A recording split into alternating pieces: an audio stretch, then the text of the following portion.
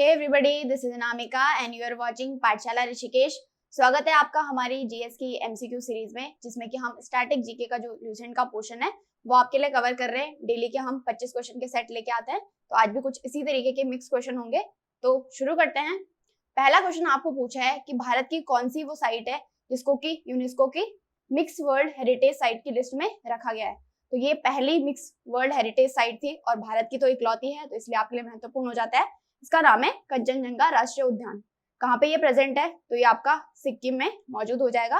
State भी आपको ध्यान रखना है और वर्ल्ड की पहली है, इसलिए आपके लिए महत्वपूर्ण हो जाता है। यहीं पे कुछ और ऑप्शन की बात करें, नागरहोल की बात करें, ये आपका कर्नाटक में प्रेजेंट है। ठीक है, तो इस तरीके से आपको स्टेट भी पूछता है। कान्हा की बात करें तो ये आपको एमपी में मिलेगा, यानी कि मध्य प्रदेश में। और गिर नेशनल पार्क की बात करें तो ये आपको गुजरात में देखने को मिलेगा। ठीक है, यहीं पे हमने यूनेस्को की बात करी, तो अगर आपको टोटल पूछेगा कि भारत में कितनी यूनेस्को वर्ल्ड हेरिटेज साइट है, तो ये हो जाएंगी आपकी 40। ठीक है, अभी तक की 40 हैं, बढ़ भी सकती है, मतलब बढ़ती रहती है ये। तो अभी आपको याद रखना है कि 2022 में हमारे पास 40 यूनेस्को वर्ल्ड हेरिटेज साइट है। और इस तरीके से जैसे मैं ऑप्शन आपके साथ डिस्कस कर रही हूँ, तो आपको सारे इनको याद करते हुए चलना है। अगला क्वेश्चन आपको पूछा है कि इनमें से कौन सा मॉन्यूमेंट है और उससे रिलेटेड जो स्थान है वो सही से मैच नहीं है या सही से मैच है। यहाँ पे आपको है पूछ रहा है, तो कौन सा सही से मैच है ये आपको बताना है। हवा महल आपका कहाँ पे प्रेजेंट है? तो ये आपको मिलेगा राजस्थान में। तो यहाँ पे पंजाब दे रखा है, तो ये वाला गलत हो जाएगा। विक्टोरिया महल आपको बिल्कुल आपका पश्चिम बंगाल में मिलेगा, तो बी ऑप्शन आपका सही हो जाएगा क्योंकि आपको सही पूछा था। तो विक्टोरिया महल आपको पश्चिम बंगाल में। सी नालंदा की बात करें तो ये कहाँ पे मिलेगा? ये आपको मिलेगा बिहार में। ठीक है, और लाल किला ये तो आपको पता है, ये मिलेगा आपको दिल्ली में। तो इस तरीके से आपका ऑप्शन बी बिल्कुल आपका सही आंसर हो जाता है। अगला क्वेश्चन आपको जो आईएनसी के अधिवेशन हुए थे उनसे पूछा है। अब मैं क्या कर रही हूँ कि मिक्स क्वेश्चन आपको इस तरीके से रख रही हूँ ताकि आपकी हिस्ट्री भी कवर होती जाए। इसके साथ साथ मतलब जो आपके आईएनसी के सेशन है वो हम डेली डिस्कस करेंगे, एक दो तो आपको याद हो ही जाएंगे। दो तो नहीं, हम 4 डिस्कस करते हैं क्योंकि 4 आपके पास ऑप्शन रखे जाते हैं। तो आपको पूछा है कि पूर्ण स्वराज की मांग कौन से अधिवेशन में करी गई थी, वो कहाँ पे हुआ था? तो ये हुआ था आपका लाहौर अधिवेशन। अगर आपको ईयर पूछता है कब हुआ था, तो 1929 का लाहौर अधिवेशन हुआ था। इसमें पूर्ण स्वराज की मांग करी गई थी और इसके प्रेसिडेंट कौन थे? तो पंडित जवाहरलाल नेहरू। ठीक है, उन्होंने इसकी प्रेसिडेंसी करी थी। यहीं पे कराची अधिवेशन की बात करें तो ये हुआ था 1931 में। प्रेसिडेंट कौन थे इसके? सरदार वल्लभ भाई पटेल जी थे, जिसमें कि उन्होंने मौलिक अधिकार यानी कि हमारे जो फंडामेंटल राइट थे उनकी उन्होंने इसमें मांग करी थी। सूरत अधिवेशन 1907 में हुआ था। ये क्या हुआ था? इसमें कांग्रेस का स्प्लिट हुआ था, एक नरम दल बना था और एक गरम दल बना था। और इसकी अध्यक्षता किसने करी थी? तो राजबिहारी घोष इनका नाम है, जिन्होंने इसकी अध्यक्षता करी थी। कानपुर अधिवेशन की बात करें तो ये 1925 में हुआ था और इसकी अध्यक्षता किसने करी थी? तो सरोजिनी नायडू। ये पहली भारतीय महिला बनी थी जो कि इंडियन नेशनल कांग्रेस की चेयरपर्सन यानी कि प्रेसिडेंट बनी थी। अगर यहीं पे पहली महिला पूछेगा तो वो तो थी एनी बेसेंट। ठीक है, लेकिन पहली भारतीय महिला पूछेगा तो 1925 के कानपुर अधिवेशन में सरोजिनी नायडू जी ने उसकी अध्यक्षता करी थी। अगला क्वेश्चन आपको पूछा है कि इनमें से कौन सा एक संवैधानिक निकाय नहीं है, यानी कि जिसको इंग्लिश में कॉन्स्टिट्यूशनल बॉडी बोला जाता है। कॉन्स्टिट्यूशनल बॉडी क्या होती है? कि जिसका जिक्र हमारे संविधान में होता है, यानी कि उसके लिए एक पर्टिकुलर आर्टिकल तय होता है। तो इनमें से पूछा है कि कौन सा वो नहीं है। तो फाइनेंस कमीशन ये बिल्कुल है, इसके लिए आर्टिकल भी आपको पता होना चाहिए। तो 280 इसके लिए आर्टिकल हो जाता है। तो नीति आयोग इसका सही आंसर हो जाएगा। नीति आयोग आपका कॉन्स्टिट्यूशनल बॉडी नहीं है, एक इंडिपेंडेंट बॉडी है। इसकी फॉर्मेशन कब हुई थी? तो 1 जनवरी 2015 को इसकी फॉर्मेशन करी गई थी। ठीक है, यहीं पे national commission for scheduled tribes की बात करें तो इसके लिए भी 338 ए आर्टिकल इसके लिए होता है। ठीक है, 338 आपका नेशनल शेड्यूल कास्ट के लिए होता है और ट्राइब्स के लिए आपका ए भी ऐड होता है। इलेक्शन कमीशन की बात करें तो इसके लिए भी आपका आर्टिकल होता है 324। तो इस तरीके से ये तीनों आपके कॉन्स्टिट्यूशनल बॉडी हैं, लेकिन आपका जो नीति आयोग है ये कॉन्स्टिट्यूशनल बॉडी नहीं है। ठीक है, यहीं पे अभी आपके हाल ही में नीति आयोग के वाइस चेयरपर्सन अपॉइंट हुए हैं, नए ही बने हैं, 2 दिन ही अभी उनके अपॉइंटमेंट को हुआ है। तो आपको मेरे को कमेंट सेक्शन में उनका नाम बताना है। वो हम ऑलरेडी जो हमारी करंट अफेयर्स वाली वीडियो होती है 2 मिनट की, उसमें हम आपको बता चुके हैं। तो देखते हैं आपको याद है कि नहीं है। यहीं पे चेयरपर्सन की बात करें तो अमिताभ कांत इसके चेयरपर्सन है और इनको मतलब सीईओ बोला जाता है, जो अमिताभ कांत है। और चेयरपर्सन कौन होते हैं? वो हमारे पीएम होते हैं, यानी कि जो भी पीएम ऑफ इंडिया होते हैं वो इसके चेयरपर्सन होते हैं, जो कि अभी नरेंद्र मोदी जी हैं। तो ये आपको याद रखना है। अगला क्वेश्चन पूछा कि डायोप्टर एक यूनिट होती है, तो ये किससे रिलेटेड है? आपको बताना है कि ये वर्ड किससे एसोसिएटेड है इन ऑप्शन में से। तो किसको करती है? ये लेंस की जो क्षमता होती है उसको नापने का काम किसका होता है? डायोप्टर का। तो इसमें से आपका ऑप्शन बी बिल्कुल सही हो जाएगा। ऑप्थेमोलॉजी जो होती है ये बेसिकली स्टडी होती है जो आपका डायग्नोसिस होता है, आई से रिलेटेड कोई भी डिजीज होती है तो उसकी डायग्नोसिस को ही ऑप्थेल्मोलॉजी बोला जाता है। तो आई से रिलेटेड है तो डायोप्टर आपकी लेंस की क्षमता से, इसलिए आपका बी ऑप्शन बिल्कुल सही हो जाएगा। न्यूरोलॉजी की बात करें तो ये आपकी ब्रेन की या जो आपका न्यूरो सिस्टम होता है उसकी साइंटिफिक स्टडी को ही न्यूरोलॉजी बोला जाता है। ऑन्कोलॉजी बोला जाता है, बहुत ही महत्वपूर्ण है, तो ये कैंसर की स्टडी को बोला जाता है, क्योंकि जो आपकी कैंसर होती है वो ऑन्कोजीन से होती है, तो इसीलिए इसकी स्टडी को ऑन्कोलॉजी बोला जाता है। अगला क्वेश्चन आपको ज्ञानपीठ अवार्ड से पूछा है कि इनमें से कौन से हैं जो कि पहले ज्ञानपीठ अवार्ड प्राप्त करते हैं, यानी कि पहले रेसिपिएंट कौन है, तो इनका नाम हो जाएगा बिल्कुल ए सही आंसर जी शंकर कुरूप। ठीक है, तो इनको कब ये अवार्ड दिया गया था, तो 1965 में इनको इस अवार्ड से सम्मानित किया गया था। लेकिन ज्ञानपीठ अवार्ड की बात करें तो शुरुआत कब हुई थी, तो 1961 में शुरुआत हुई थी, लेकिन 65 में आपका पहला अवार्ड दिया गया था। किस फील्ड में दिया जाता है ये भी आपको पता होना चाहिए, तो लिटरेचर की फील्ड में आपका ज्ञानपीठ अवार्ड दिया जाता है। ठीक है, अगला पूछा है कि ये बुक किसके द्वारा लिखी गई है, द एंड ऑफ इमेजिनेशन। तो बहुत ही फेमस राइटर हैं जिन्होंने ये बुक लिखी है, इनका नाम है अरुंधति रॉय। ठीक है, अरुंधति रॉय का नाम आई होप आप सब लोगों ने सुना होगा। इनको 1987 में इनकी एक बुक आई थी, एक फिक्शन आई थी, the God of small things. इसके लिए इनको मैन बुकर प्राइज से भी सम्मानित करा गया था, तो इंडियन थी इसलिए आपके लिए महत्वपूर्ण हो जाता है। 5 ही भारतीय हैं जिनको कि मैन बुकर प्राइज से सम्मानित किया गया है, उनमें से एक आपकी अरुंधति रॉय भी हैं, तो इनको आपको याद रखना है। और कौन सी fiction, the God of small things के लिए इनको इस अवार्ड से सम्मानित किया गया था। अगला क्वेश्चन पूछा कि रण उत्सव कौन से भारतीय स्टेट में मनाया जाता है, तो इसका आपका आंसर हो जाएगा सी गुजरात। तो गुजरात का एक टूरिज्म फेस्टिवल है, बहुत सारे वहाँ का जो टूरिज्म डिपार्टमेंट है तो उसके द्वारा ये शुरू करा गया फेस्टिवल है, और बहुत ही बढ़ चढ़ के इसमें लोग पार्टिसिपेट करते हैं। तो वहाँ के टूरिज्म को बढ़ावा देने के लिए वहाँ का जो डिस्ट्रिक्ट है जिसका नाम है कच्छ, जो कि सबसे बड़ा डिस्ट्रिक्ट भारत का हो जाएगा, तो वहीं पे इस फेस्टिवल को सेलिब्रेट हर साल किया जाता है। ठीक है, सर्दियों के टाइम पे ये मनाया जाता है, तो ये आपको याद रखना है। अगला आपको पूछा है कि स्वतंत्र भारत के पहले रक्षा मंत्री यानी कि हमारे इंडिपेंडेंट इंडिया के फर्स्ट डिफेंस मिनिस्टर का आपको नाम बताना है, तो इनका नाम हो जाएगा बलदेव सिंह। ठीक है, तो जिनके नाम में ही बल लग रहा है तो वो हमारे डिफेंस मिनिस्टर हो जाएंगे, तो ये आपको डायरेक्टली याद रखना है। सी राजगोपालाचार्य की बात करें तो ये कौन थे, ये भारत के स्वतंत्र भारत के पहले और इकलौते हमारे भारतीय गवर्नर जनरल बने हैं, तो इनका नाम है सी राजगोपालाचार्य। सरदार वल्लभ भाई पटेल जी की बात करें तो ये कौन थे, ये हमारे पहले होम मिनिस्टर थे। ठीक है, ये आपको यहाँ से याद रखना है डायरेक्टली।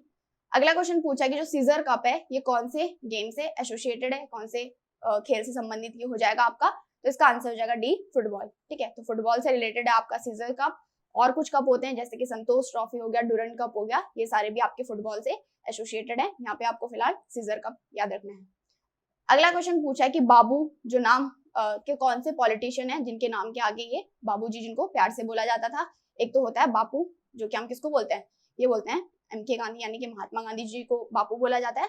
लेकिन यहाँ पे बाबू की बात कर रही है जो आप भी यूज करते हैं मोस्टली, तो किसके लिए वो बोला जाता है, तो ये बहुत ही फेमस पॉलिटिशियन है जिनका नाम है जगजीवन राम, तो इनको आपका बाबू के नाम से भी जाना जाता है। ठीक है, अगला क्वेश्चन आपको मुस्लिम लीग से पूछा है कि मुस्लिम लीग की स्थापना किस ईयर में करी गई थी, तो ये करी गई थी 1906 में, यानी कि जो भी मुस्लिम थे उनके राइट्स के लिए इस मुस्लिम लीग की स्थापना करी गई थी। कहाँ पे करी गई थी अगर ये पूछता है तो ढाका इसका बिल्कुल सही आंसर आपके लिए हो जाएगा, और 1906 में करी थी। ईयर आपको याद रखना है। प्रेसिडेंट कौन थे, तो मोहम्मद अली जिन्ना जिन्होंने मुस्लिम लीग की स्थापना करी थी, मतलब वो इसके प्रेसिडेंट थे। ठीक है, अगला पूछा है कि फीफा जो कि फुटबॉल का एक ऑर्गेनाइजेशन है, पूरे विश्व का ऑर्गेनाइजेशन है, तो इसके आपको स्थापना बतानी है कि कहाँ पे इसकी स्थापना करी गई थी, तो बी सही आंसर हो जाएगा। फ्रांस में इसकी स्थापना करी गई थी 1904 में। ठीक है, अब कंफ्यूज करने के लिए आपके पास 2 ऑप्शन आ सकते हैं, आपको इसका हेडक्वार्टर और आपकी स्थापना जहां पे हुई थी वो दोनों सेम दे देगा, तो इसके हेडक्वार्टर आपको मिलेंगे ज़ुरिक स्विट्जरलैंड में। ठीक है,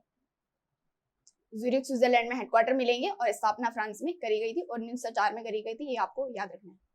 अगला क्वेश्चन, सालसेट द्वीप भारत के किस राज्य में स्थित है, ये आपको पूछा है। तो आपने सुना होगा जो हमारा फेमस एक सिटी है मुंबई। ठीक है, तो ये आपका सालसेट द्वीप पे स्थित है, तो मुंबई कहाँ पे है, तो ये है आपका महाराष्ट्र में। तो इस तरीके से भी पूछा जा सकता है कि मुंबई कौन से द्वीप पे स्थित है, यानी कौन से आइलैंड पे स्थित है, तो सालसेट आइलैंड वो होता है जहाँ पे आपका फेमस सिटी मुंबई प्रेजेंट है। अगला क्वेश्चन पूछा कि 2010 में जो केसर मिशन शुरुआत करी गई थी, तो कौन से स्टेट में इसकी शुरुआत करी गई थी, तो अगर आपको पता है कि केसर के लिए यानी कि सैफरॉन जिसको इंग्लिश में बोला जाता है, तो इसके लिए कौन से स्टेट को जीआई टैग प्राप्त है, तो ये हो जाएगा आपका जम्मू एंड कश्मीर। तो आप इजिली आंसर कर पाएंगे, इसका आंसर हो जाएगा सी जम्मू एंड कश्मीर। ठीक है, जीआई टैग क्या होता है, ज्योग्राफिकल इंडिकेशन, जो भी किसी पर्टिकुलर प्रोडक्ट को एक पर्टिकुलर स्टेट से दिया जाता है, तो आपका सैफरॉन को जम्मू एंड कश्मीर से जीआई टैग प्राप्त है, तो वहीं 2010 में इस मिशन की शुरुआत करी गई थी। अगला क्वेश्चन आपको WFP से पूछा है, यानी कि वर्ल्ड फूड प्रोग्राम, जिसकी फुल फॉर्म होती है, तो इसके आपको हेडक्वार्टर्स बताने हैं। इसने फॉर्मेशन इसकी किसके द्वारा करी गई थी, तो यूनाइटेड नेशन के द्वारा एक ऐसा प्रोग्राम बनाया गया जितने भी फूड से रिलेटेड आपके इशू होंगे उनको कौन कंट्रोल करेगा, तो वर्ल्ड फूड प्रोग्राम उनको कंट्रोल करेगा। तो इसके हेडक्वार्टर आपको पूछा है, रोम में इसके हेडक्वार्टर हो जाएंगे, जो कि कहाँ है, इटली की ये कैपिटल है, तो वहीं पे आपको WFP के हेडक्वार्टर्स मिलेंगे। अगला आपको पूछा कि स्वामी दयानंद सरस्वती जी, आप सब लोगों परिचित होंगे इनसे, इन्होंने करी थी आर्य समाज की स्थापना। ठीक है, तो इनका आपको पैतृक नाम बताना है, यानी कि इनका मूल नाम क्या था, तो इनका मूल नाम ही इनका मूल शंकर था। ठीक है, तो मूल शंकर, ये भी पूछ सकता है कि किसका पैतृक नाम यानी कि पैटर्नल नेम था, तो ये हो जाएंगे आपके स्वामी दयानंद सरस्वती, और इन्होंने करी थी आर्य समाज की खोज। ठीक है, अगला क्वेश्चन आपको पूछा है कि इनमें से कौन सा आर्टिकल है जो भारत के इलेक्शन कमीशन यानी कि चुनाव आयोग से डील करता है। ठीक है, क्वेश्चन उन्होंने बहुत घुमा फिरा के पूछा क्या, बट डायरेक्टली आपको वो पूछ क्या रहे हैं, इलेक्शन कमीशन के लिए आर्टिकल पूछे हैं, तो 324 इसके लिए आपका आर्टिकल हो जाएगा। ठीक है, डायरेक्टली आपको याद रखना है। हमारे अभी चीफ इलेक्शन कमिश्नर कौन है, तो सुशील चंद्र उनका नाम है, वो हमारे इलेक्शन कमिश्नर हो जाएंगे। ठीक है, 352 की बात करें तो किसके लिए है, ये आपका नेशनल इमरजेंसी के लिए आर्टिकल। 3 इमरजेंसी हमारी होती है, एक होती है नेशनल इमरजेंसी, तो उसके लिए 352 हो जाएगा, एक होती है आपकी स्टेट इमरजेंसी जिसके लिए 356 हो जाएगा, और एक होती है आपकी फाइनेंशियल इमरजेंसी यानी कि वित्तीय आपातकाल, तो उसके लिए 360 हो जाएगा। ये डायरेक्टली आपको यहाँ से याद रखना है। अगला क्वेश्चन पूछा है कि भारत के मेन लैंड का आपको सबसे साउथेस्ट मोस्ट पॉइंट बताना है, यानी कि सबसे नीचे जो हमारे मेन लैंड का बताना है, तो सबसे नीचे कौन सा स्टेट है, तो यहाँ पे आपको तमिलनाडु मिलेगा। तमिलनाडु में ही एक जगह है जिसका नाम है कोदिन कैनाल। ठीक है, कोडिन कैनाल इसका नाम है, तो यही हमारी साउथेस्ट मोस्ट पॉइंट हो जाएगा। और अगर आपको पूरे वाटर बॉडी के हिसाब से भी पूछता है, तो आपने सुना होगा इंदिरा पॉइंट हमारा सबसे साउथ मोस्ट पॉइंट हो जाएगा। ठीक है, तो ये आपको यहाँ से डायरेक्टली याद रखना है। अगला क्वेश्चन पूछा है कि धन विधेयक यानी कि जिसको मनी बिल इंग्लिश में बोला जाता है, तो कौन सा आर्टिकल है जो कि मनी बिल से डील करता है, तो इसका आपका आंसर हो जाएगा आर्टिकल 110, यानी कि अनुच्छेद 110 में मनी बिल के बारे में लिखा गया है।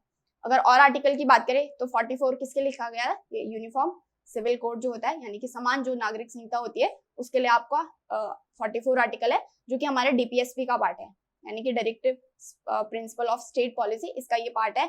117 की बात करें तो ये फाइनेंस बिल के लिए लिखा गया है।